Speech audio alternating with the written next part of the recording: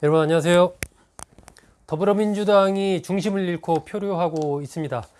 이 의원들의 이른바 돈봉투 의혹 파문, 이 검찰 수사가 지금 진행되고 있고 여러 의원들에 대한 소환 조사가 얘기되고 있는 이런 상황입니다.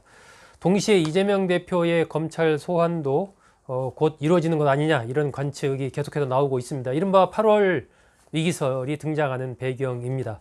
사실 민주당에서 혁신위원회가 출범하게 된 것이 이런 여러 가지 상황 등등을 좀 타개해 보고자 혁신위가 출범을 지난 6월 15일 날 했습니다. 그런데 혁신위원장을 맡은 김은경 위원장이 혁신위가 짐이 됐다라는 소리가 당내부에서 나올 정도로 여러 가지 오히려 혁신의 아이콘이 되기보다는 여러 가지 논란에 오르는 그런 상황이 계속되면서 민주당의 고민이 깊어지는 흐름입니다. 이 김은경 혁신위원장이 처음 혁신위원장으로 등장할 때부터 논란이 좀 여러 가지 있었죠. 일단 돈봉투 사건이 검찰에 의해서 만들어졌을 수 있다라는 얘기를 하면서 그때부터 좀 인식에 문제가 있는 거 아니냐 이런 얘기들이 나왔었고, 민주당 초선 의원들과 간담회에서 초선들을 이제 코로나로 인해서 학력이 저하된 학생들의 이제 비유하면서 또 초선 의원들이 반발하는 그런 일도 있었죠. 또 윤석열 밑에서 임기 맞춰서 엄청 치욕스러웠다 이런 식으로 이제 대통령이랑 호칭을 쓰지도 않고 또 윤석열 정부가 들어선 이후에도 사퇴하지 않고 고액 연봉을 받았으면서 무슨 소리냐 이런 또 국민의힘의 반박을 받기도 했습니다. 이러저러한 상황 속에서 또 거기다가 이른바 여명에 의한 투표권, 나이에 의해서 투표권을 좀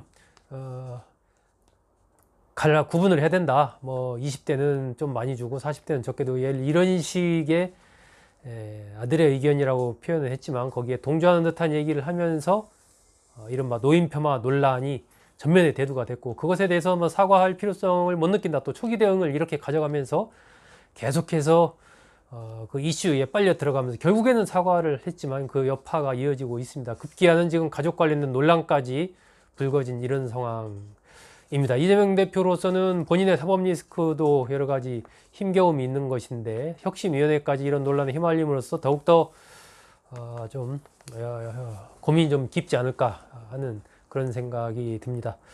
오늘은 김은경 혁신위원장은 어떤 인물인가에 대해서 간략하게 좀 알아보겠습니다. 김은경 혁신위원장 1965년생 전북 전주에서 태어났습니다. 우리 나이로, 예전 나이로 치면 이제 59세, 아마 지금 바뀐 새로 한 나이로 치면 57세가 되겠죠. 무학여고를 졸업을 했고요. 한국외국어대학교 법학과를 졸업을 했습니다. 외대에서 석사까지 법학 석사를 하고 나서 독일로 유학을 같이 갔습니다.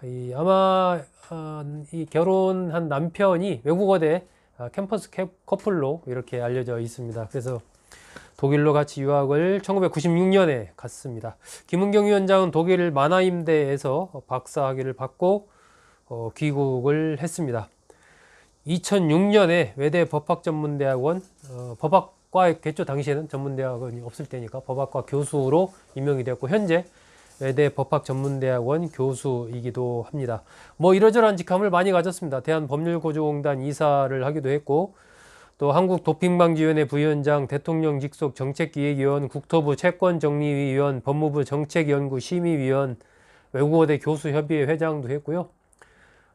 금융감독원, 여성으로서는 최초로 금융감독원의 부원장을 지냈습니다. 금융소비자보호처장 직함인데 최초 여성으로서는 부원장을 지냈다. 이 이력이 로 이제 여러 가지 정치권에서 마지막 이력으로 이걸 많이 좀 얘기를 하고 있죠. 2015년에 새정치민주연합 당무감사위원을 맡으면서 이제 좀 정치권 쪽이랑 인연을 맺은 이런 부분들이 더불어민주당 혁신위원장을 맡게 된 그런 배경으로 또 거론이 되고 있기도 합니다. 이 독일로 같이 유학을 갔던 이 남편과 결혼을 했는데 2006년에 남편은 극단적인 선택을 했습니다. 두 사람 사이에는 아들이 2명이 있습니다. 현재 살고 있는 곳은 서울 반포의 아크로 리버파크이고요. 설해마을에도 주택을 하나 가지고 있습니다. 재산이 한 62억 정도 신고를 했는데 25억 정도는 서초의 그 아크로 리버파크고요. 14억 정도는 서초구의 주택. 입니다. 그리고 장남은 한 1억 7천, 차남은 9천만 원 정도 예금을 갖고 있다. 이렇게 신고를 했습니다.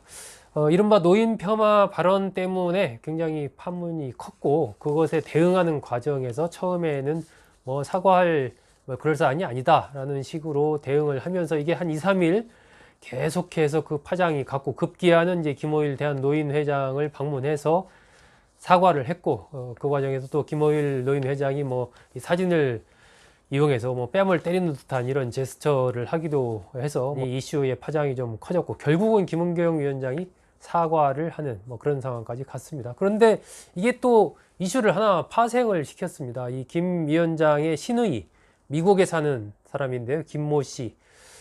미주 한국일보에 칼럼도 쓰고 있는 그런 인물입니다.